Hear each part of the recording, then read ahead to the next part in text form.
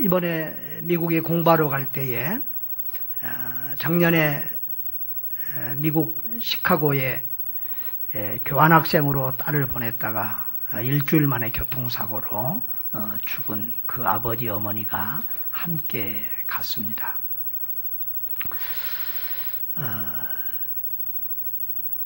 그런데 20살 된 그 어여쁜 귀한 제일 큰 딸을 비명에 잃은 것도 너무 슬픈 일인데 그 주에서는 이 청년에게는 아무 죽어도 보상이 없다는 거예요.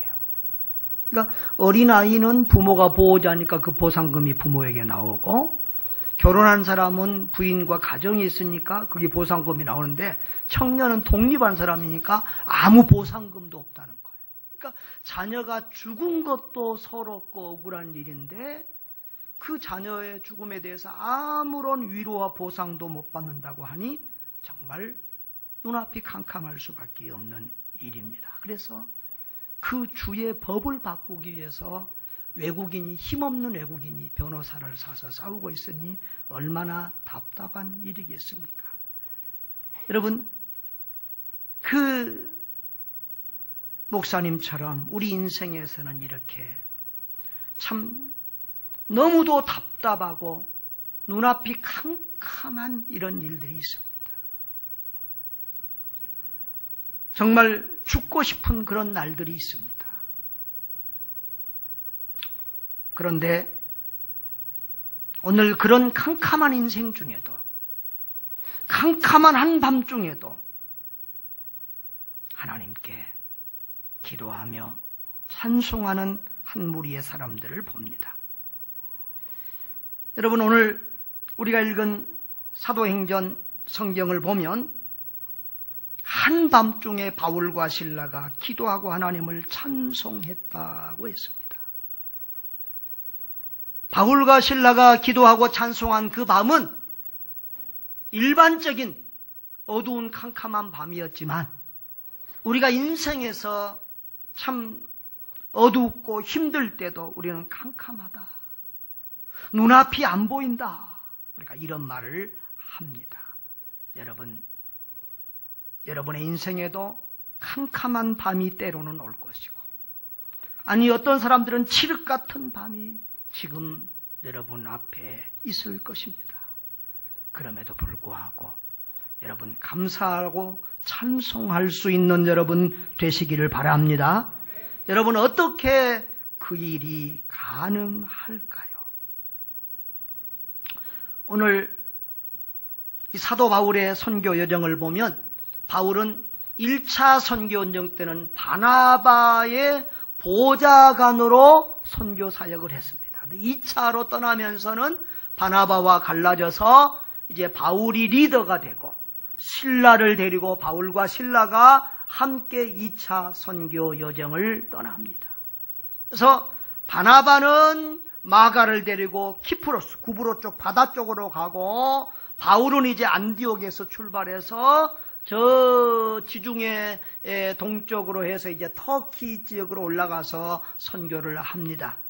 바울의 생각은 이 터키의 서부 지역, 그러니까 에베소, 서머나 교회, 이 라오디아 교회, 이런 소아시아 7교회가 있는 그런 서부 지역 쪽에 가서 복음을 전하기를 원했습니다. 그런데 성령께서 거기에 아시아 쪽에 말씀을 전하는 것을 막는 거예요.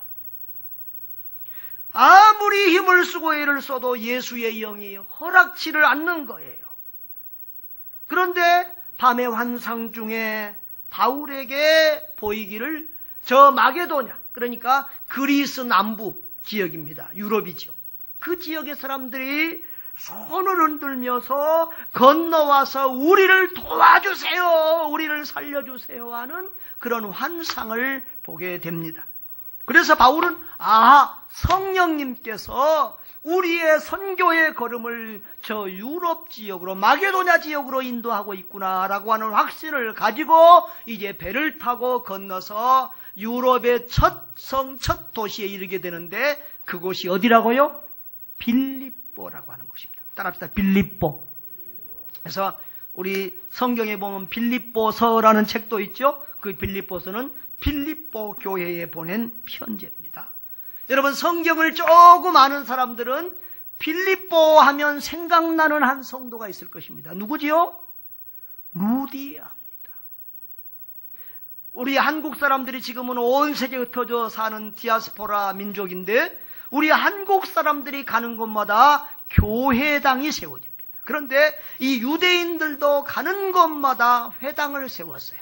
그런데 그 유대인들이 숫자가 작아서 회당 형태가 안 되는 그런 지역에서는 기도처, 작은 기도처가 이렇게 강가에나 이런 지역이 있었어요. 그래서 바울이 그 기도처에 가서 보니까 여자들이 모여서 기도하고 있는데 거기서 복음을 증거합니다. 그때 그 여자들 중에 하나님이 특별히 루디아라고 하는 한 여성의 마음을 움직입니다. 그 마음을 열어서 그가 바울의 말을 청종하게 합니다. 그 루디아는 자주장사라고 그러죠. 우리 뭐 잘못하면 또 자두장사라고 생각하면 안 됩니다. 자주빛 옷감 장사입니다. 저 팔레스타인과 저 터키 지역을 오고 내리면서 이 무역을 하는 그런 참 여장부다운 그런 사람이에요. 부자지요. 그런데 그 여자가 마음의 문을 열어서 복음을 받게 되고, 그 복음을 받고 너무 감동해서 자기 가족을 전도해서 가족도 다 말씀을 듣게 하고 세례를 받게 합니다. 그래서 그 루디아의 가정에서 빌립보 교회가 시작이 됩니다. 어디에서요? 루디아의 가정에서. 그래서 이제 거기를 오가면서 그 빌립보에서 복음을 전하는데, 그 바울이 길을 걸어갈 때 점치는 귀신 들린 여종 하나가 따라옵니다. 그러면서 뭐라고 하냐면 17절 한번 읽어볼까요? 17절 한번 봅니다. 그가 바울과 우리를 따라와 소리질러 이르되 이 사람들은 지극히 높은 하나님의 종으로서 구원의 길을 너희에게 전하는 자라 하며. 여러분, 이 말이 맞아요, 틀려요? 귀신이 어쩐다고 그러지요? 귀신같이 잘한다고 그러지요. 여러분, 성경을 보면 아주 재밌는 일이 있어요. 예수님이 오셨을 때 그 제자들, 베드로나 요한이나 그 제자들이 아직 예수님이 메시아인 줄, 그리스도인 줄, 하나님인 줄 모를 그럴 때에 귀신 들린 사람이 하나님의 아들 예수여 하고 무릎 꿇고 알아보는 것을 보고, 참 귀신이 귀신같이 잘 알아요. 여기서도 하나님의 종으로서 구원의 길을 전파하는 자라고 해요. 그런데 여러분, 그러면 돕는 거예요? 방해하는 거예요? 돕는 것 같은데, 바른 것 같은데, 귀신의 하는 일은, 무당들이 하는 일은 도와주는 것 같지만 결국은 하나님의 나라를 방해하는 거예요. 그래서 이 복음 전도하는 것을 방해하는 거예요. 그래서 바울이 괴로워서 돌이켜서 예수 이 그리스도 이름으로 명령하여 귀신을 쫓아냅니다. 그러니까 그 여자에게서 귀신이 나가버리니까 그 영하던 무당 점쟁이가 점이 안 돼. 그러니까 뭐가 안 돼? 돈벌이가 안 돼. 자, 그런데 그 여자가 하도 점을 잘 치고 영하니까 돈벌이가 돼서 주인이 있는데, 그 주인이 이제 돈벌이가 안 되니까 사도 바울과 일행에 대해서 미운 감정이 생겨서 이제 저들이 세상을 소란하게 한다고, 요란하게 한다고. 그 로마는 자기가 종교를 가질 수는 있지만 다른 나라, 다른 민족에게, 다른 사람에게 그 종교를 전할 수는 없는 법이 있어요. 그래서 이 사람들은 다른 종교를 아는 사람이 전하고 세상을 요란하게 한다는 그런 세상을 시끄럽게 하는 사람이라고 고발을 해서 사도 바울이 붙잡혀 들어가서 심히 고초를 당하게 됩니다. 그래서 22절에 보면 옷이 찢겼습니다. 매를 맞았는데 23절에 보면 많이 쳤다고 했습니다. 심하게 매질을 당해 거의 반죽음 상태가 될 정도가 됐습니다. 그리고 이제 그들을 깊은 옥에, 햇빛 하나 들지 않는 저 깊은 지하 감옥에 가둡니다. 두 겹 세 겹으로 간수들이 지킵니다. 발에는 쇠사슬 착 착고라고 합니다. 밤에는 쇠사슬 이렇게 탁 잠그는 거 있죠? 착고를 찾습니다. 그런 비참한 상황에 버려졌습니다. 누가요? 죄인들이 아니라, 강도짓하고 도둑질하던 사람들이 아니라 하나님의 종, 선교사들이, 예수 그리스도의 복음을 전하는 사람들이 그 지경에 이르렀습니다.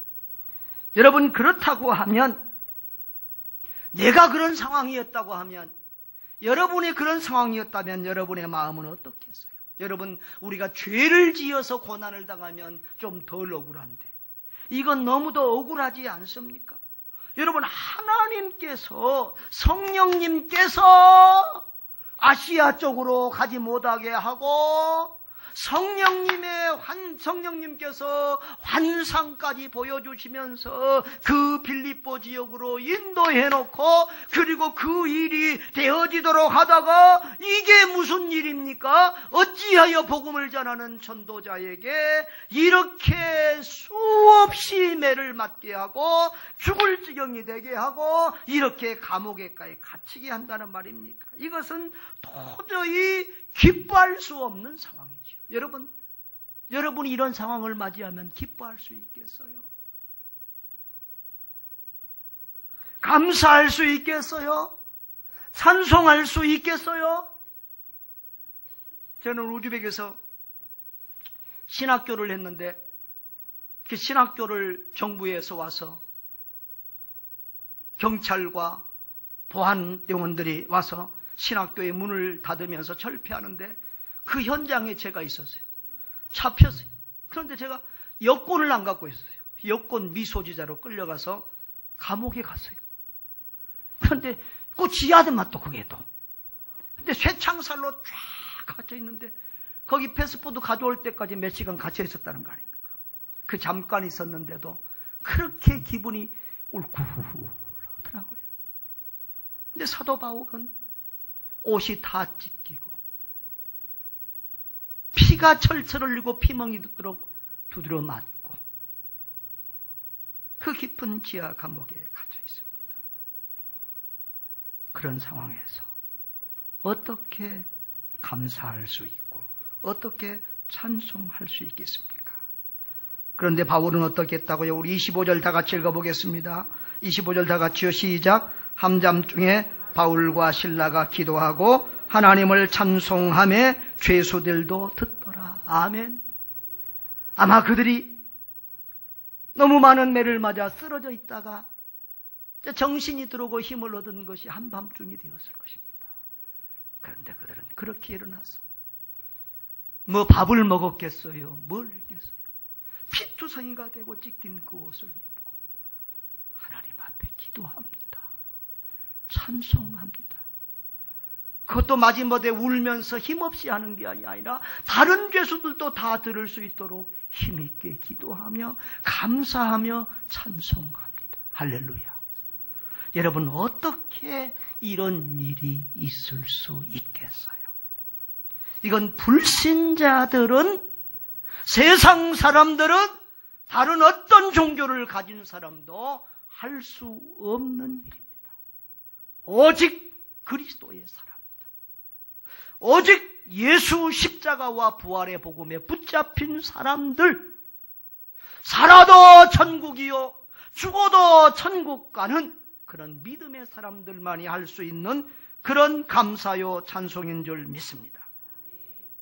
어떻게 바울이 그런 인생의 한밤중에 가장 캄캄한 지경에 가장 힘든 때에 감사하며 찬송할 수 있었을까요? 여러 가지 생각을 해볼 수 있지만 바울의 여러 가지 서신과 그의 신앙을 봤을 때 저는 첫 번째는 구원에 대한 감격 때문이라고 생각을 합니다. 바울은 그 어떤 사람보다도 구원에 대한 감사와 감격이 넘쳤어요. 여러분, 디모데후서 한 곳만 볼까요? 여러 군데서 볼 수 있지만 우리 한 곳만 보면 디모데전서 한번 보겠습니다. 디모데전서 1장 신약성경 337페이지 정도 됩니다. 디모데전서 1장을 보면 13절에 내가 전에는 비방자요, 박해자요, 폭행자였으나 도리어 긍휼을 입은 것은 이렇게 돼 있어요. 자기가 전에는 예수가 하나님인 줄 몰라가지고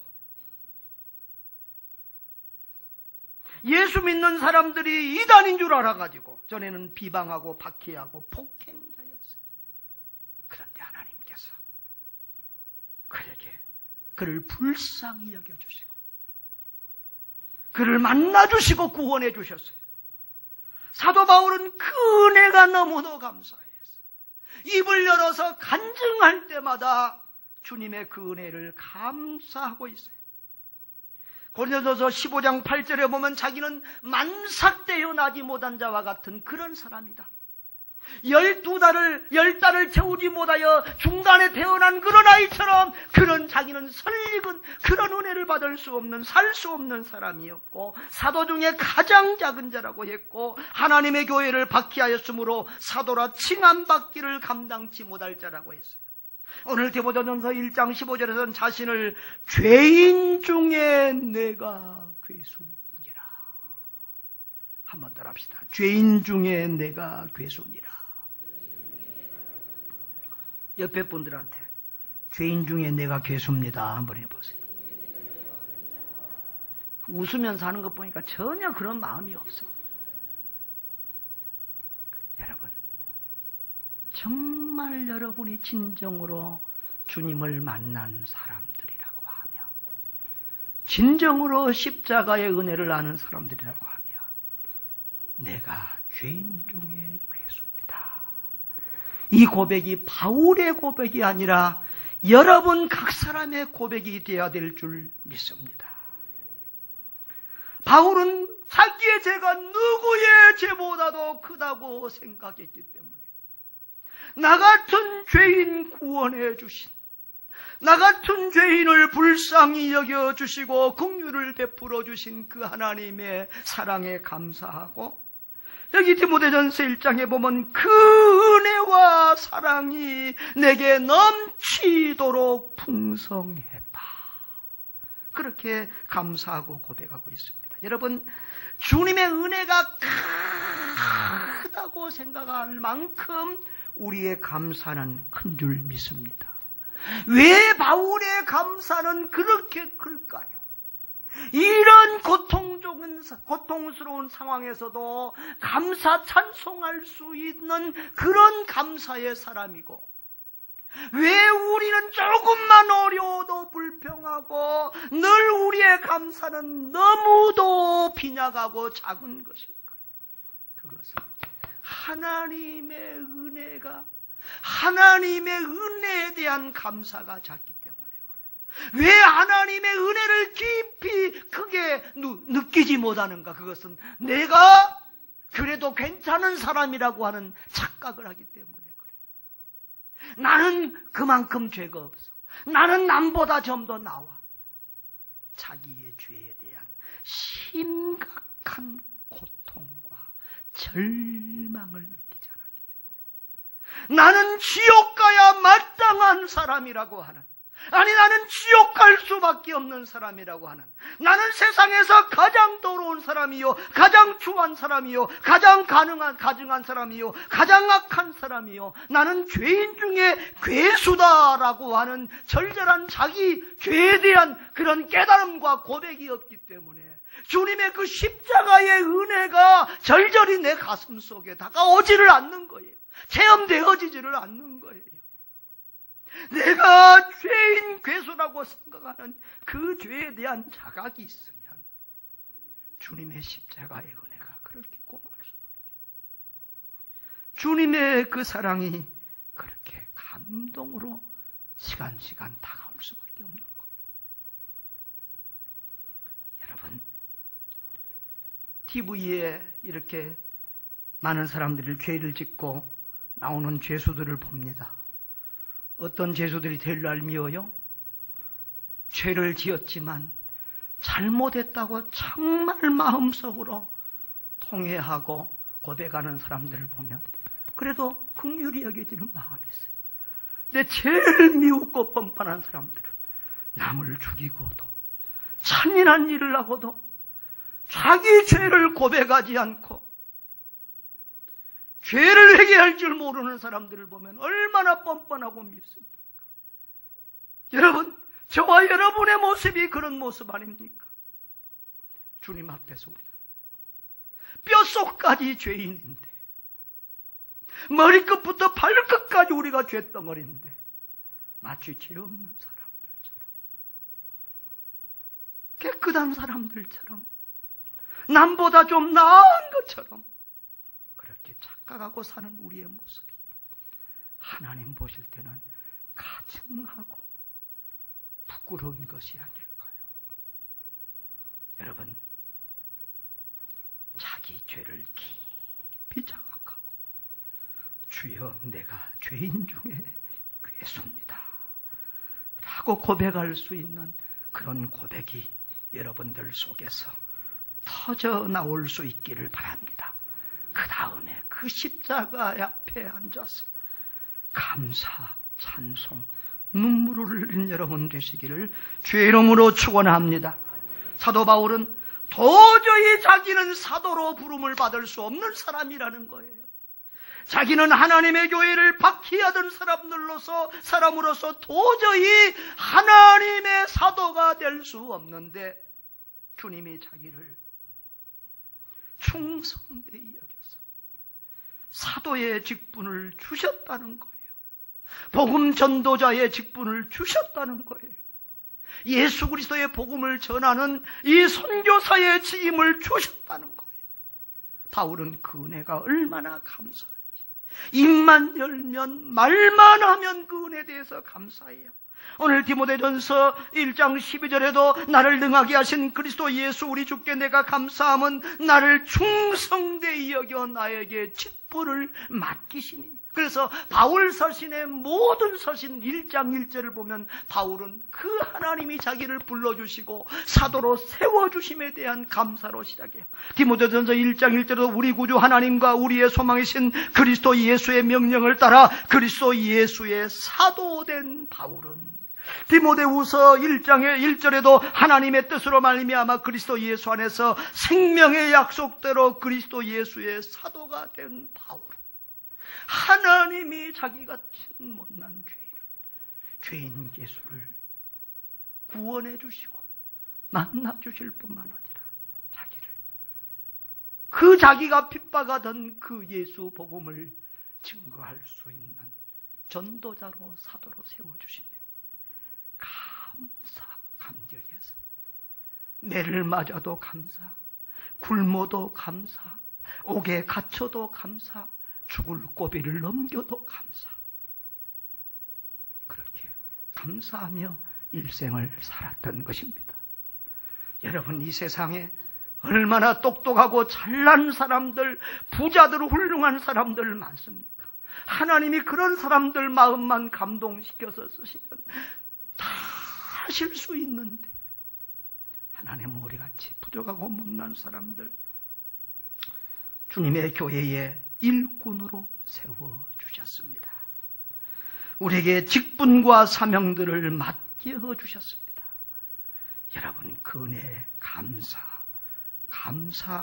감사하며 충성하는 저와 여러분 되시기를 바랍니다. 바울은 모든 것을 합력하여 선을 이루실 하나님에 대한 믿음이 있었기 때문에 이런 환경에서도 감사할 수 있었던 것입니다. 하나님은 어떤 경우에도, 하나님은 선하신 분이기 때문에 어떤 경우에도 하나님은 이를 선하게 이끌고 가실 것이다. 합력하여 선을 이루실 것이라는 무한 감사가 있었기 때문에, 무한 신뢰가 있었기 때문에 그는 범사에 감사할 수 있었던 것입니다. 이런 믿음이 있는 사람은 손양원 목사님처럼 아들 둘이 한꺼번에 죽어도 10가지 감사를 드릴 수 있는 거예요. 손양원 목사님은 그 아들 둘이 공산주의자한테 죽었을 때 그 아들을 죽인 아들을 그 살인자를 자기 아들로 삼고 그 아들 둘의 장례식에서 10가지 감사를 드립니다. 내 가장 사랑스러운 아들들, 미국에 유학 보내려고 했는데 미국보다 더 좋은 천국으로 인도해 주시니 감사합니다.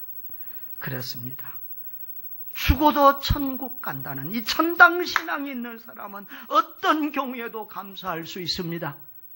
내가 초두에 말한 자기 딸을 저 미국에서 교통사고로 잃은 그 목사님 부부, 장례식을 치르면서 하나님 앞에 감사를 해요. 이번에 박사 논문 제목들을 다 발표하는데 그 목사님은 자기는 천국에 대한 논문을 쓰겠다.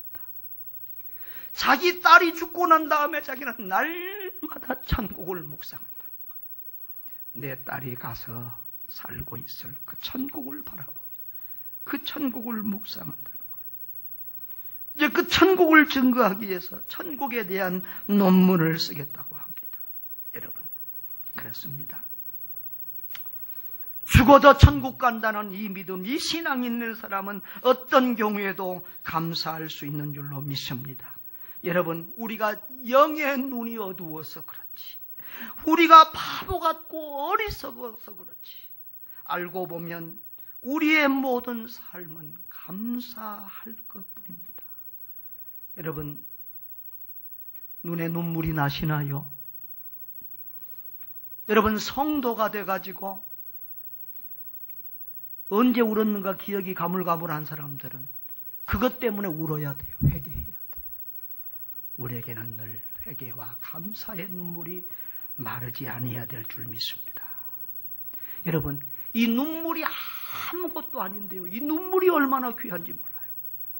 전에 우리 안구건조증 있는 할머니 한 분 계셨는데 자기 목을 잘라내고 싶다고 그러죠.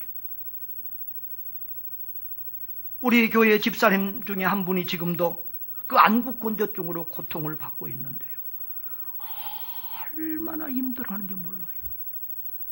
얼마나 힘들어하는지 몰라요. 그 아침마당에서 어떤 의사가 나와서 눈물에 대해서 얘기해요. 눈을 깨끗한 물로 계속 씻으면 어떻습니까? 누가 물어보니까 좋다 나쁘다? 나쁘다는 거예요. 우리 눈물에는 깨끗한 물보다 더 좋은 수많은 이런 요소들이 있다는 거예요. 균을 죽이고 우리 눈에 꼭 필요한 요소를 하나님께서 주셔서 눈물보다 더 좋은 물은 없다는 거예요. 그 눈물이 나와야 우리 눈이 청결하고 되고 우리 눈이 소독이 되고 우리 눈이 사는 거예요. 우리 하나님이 얼마나 신묘막측하게 우리들을 이렇게 보살피고 있습니까? 여러분, 머리카락만 빠져도 얼마나 스트레스를 받았습니까? 손가락 하나만 아파도 얼마나 힘이 듭니까? 정말 하나님이 우리에게 베푸신 은혜는 만 가지 은혜, 억가지 은혜, 하늘을 두루마리 삼아도 다 기록할 수 없는 사랑과 은혜를 우리가 받고 사는 줄 믿습니다. 여러분, 아까 그 말한 목사님 생각해 봅시다. 세월호에 자식들을 잃은 그 부모들을 생각해 봅시다. 제가 지난달에도 저 안산 단원구에 그 있는 교회에 설교 갔다 왔잖아요. 그 교회에 둘이가 죽었어요. 지난번에 가서는 차마 그들의 상처를 건드리기 어려워서 아무 말도 못했다. 이번에 설교 가서는 제가 그들을 좀 위로하고 격려하는 말을 했어요. 여러분, 우리 자녀가 좀 속썩여도, 내 남편이 좀 마음에 안 들어도, 내 가족이 좀 어려워도 살아있다는 것만으로도, 내 자식이 살아있다는 것만으로도, 내 가족이 살아있다는 것만으로도 얼마나 감사합니까? 여러분, 범사에 감사하는 믿음의 눈이 띄어지기를 주의 이름으로 축복합니다. 여러분, 이렇게 바울과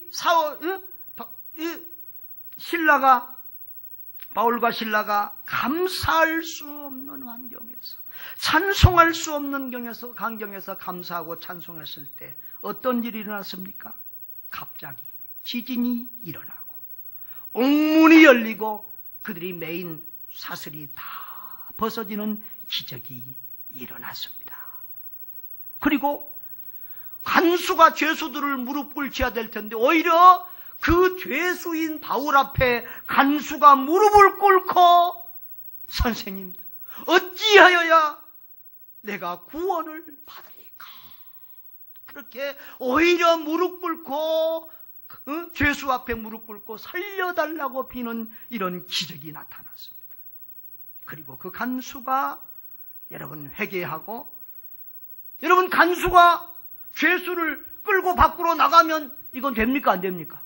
이 간수가 자살하려고 그런 줄 알아요? 그때 로마의 법이 얼마나 엄격했는지 죄수가 탈출하면 간수는 사형이기 때문에 이 간수가 자살하려고까지 했어요. 그런데 그 간수가 그 죄수인 바울 일행을 데리고 자기 집에 가서 씻겨주고 그리고 예배드리고 온 가족이 말씀 듣고 세례받고 그 아주 맛있는 음식을 차려서 그 밤에 다 접대하고 하는 이런 기가 막힌 일이 일어났습니다. 할렐루야. 바울이 감옥에 갇힘으로 해서 그 간수의 가정이 구원받고 빌립보 교회의 성도들이 크게 불어난 줄 믿습니다. 알고 보면 하나님께서 그 간수의 가정을 구원하게 하시려고 이 바울을 그렇게 감옥에까지 보낸 줄 믿습니다. 우리 하나님은 이렇게 모든 것을 합력하여 선을 이루시는 하나님입니다. 할렐루야. 사랑하는 성도 여러분, 감사와 찬송은 구원받은 성도의 표징입니다. 여러분, 감사는 그리스도인만 하는 것은 아닙니다. 불신자들도 감사합니다. 그러나 일반 세상 사람들은 좋을 때만 감사합니다. 건강할 때만 감사합니다.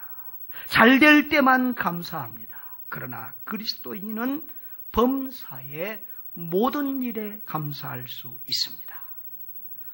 돈이 많아서가 아니라 상황이 좋아서가 아니라 질병이 없어서가 아니라 믿음 때문에 감사하는 것입니다. 사도 바울이 지금 환경이 좋아서 감사했습니까? 상황이 좋아서 감사했습니까? 좋은 일이 있어서 감사했습니까? 아니었습니다. 믿음 때문에 감사한 것입니다.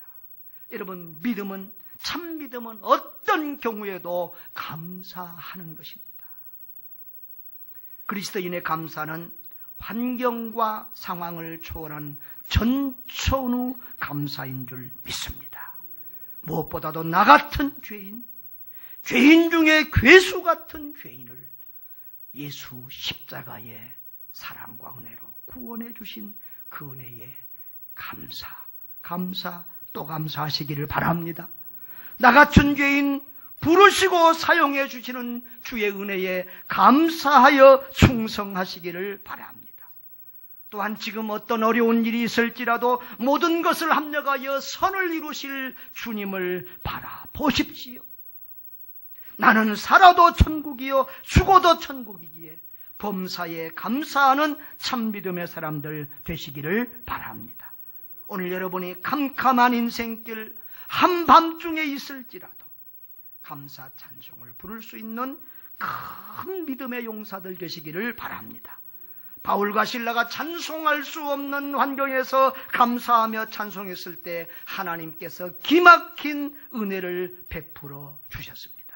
저와 여러분도 도저히 감사할 수 없는 그런 상황에서도 감사하고 찬송한다면 하나님은 우리 마음에 기쁨을 주시고 평강과 행복을 주실 것입니다. 모든 것을 합력하여 선을 이루어 주실 것입니다. 하나님은 어떤 상황에서도 감사하는 우리를 통하여 영광을 거두실 것입니다. 그런 감사의 사람, 은총의 사람들 되시기를 주의 이름으로 축원합니다.